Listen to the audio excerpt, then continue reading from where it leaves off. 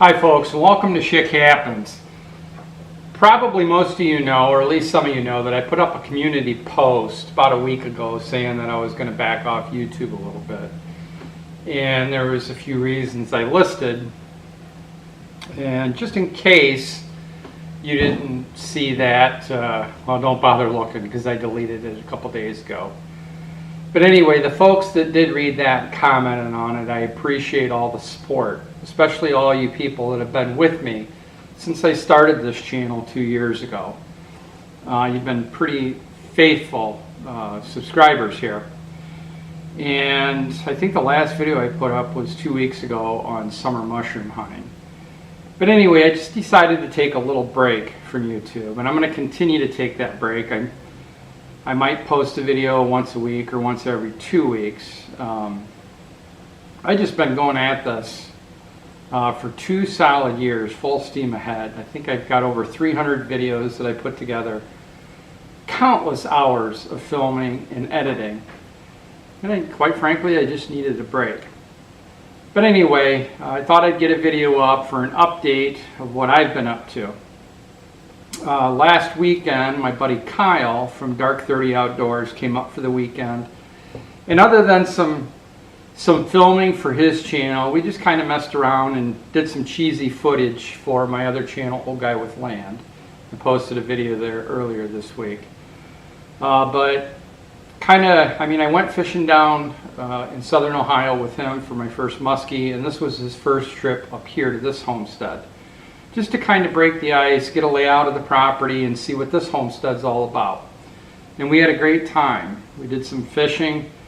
As a matter of fact, he helped me get in some doe draws. I used to call them food plots, but what it all boils down to, at least my line of reasoning on putting sections of food in for deer, is just to keep the does here.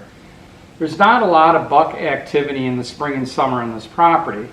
There's too many bean and cornfields around for them to get their food source, I guess. But once all those crops get harvested, they start coming by, and of course the rut helps too. But once they see what I have planted here, it always seems that the bucks stick around from October all the way in through March. So I've just learned over the years the smartest thing to do is do everything you can to keep the does here year-round.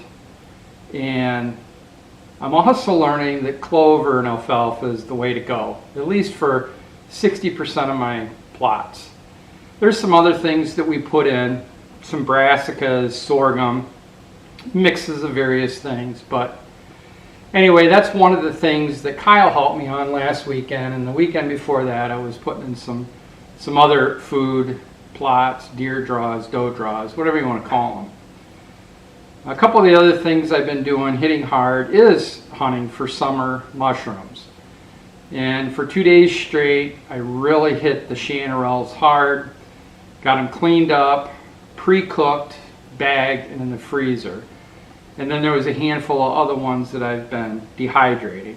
One of the other projects that I worked on a few weeks ago, I had put together a video on my rut hut, my cedar log cabin deer blind. So I took that out with the Kubota on forks and got that set into place. And then prior to doing that, I had sprayed the area around there, got it tilled up, and planted a blend, a sorghum Sudan grass mix in there that grows, the can says 7 to 10 feet tall in 60 to 80 days. And I've talked to some of the guys that used it, and they've had considerable success with it. But I got that planted around the blind, and that should help get that pretty much concealed up for my purposes going into fall and hunting season this year. And then of course that blind is designed to move from season to season. That's why I built it. Just wherever I'm seeing activity that year, after a certain spot runs its course after a couple, 3 years, I can move it or I can leave it set. We've been working on the garden, canning a few things, harvesting a few things. The pumpkins are doing well, other than a few that the woodchucks got to.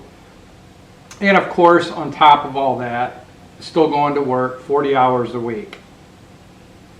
But I can tell you, as I mentioned earlier, it felt good just to lay off filming for 2-3 weeks and collect my thoughts, do some things around here, and not worry about getting a video up.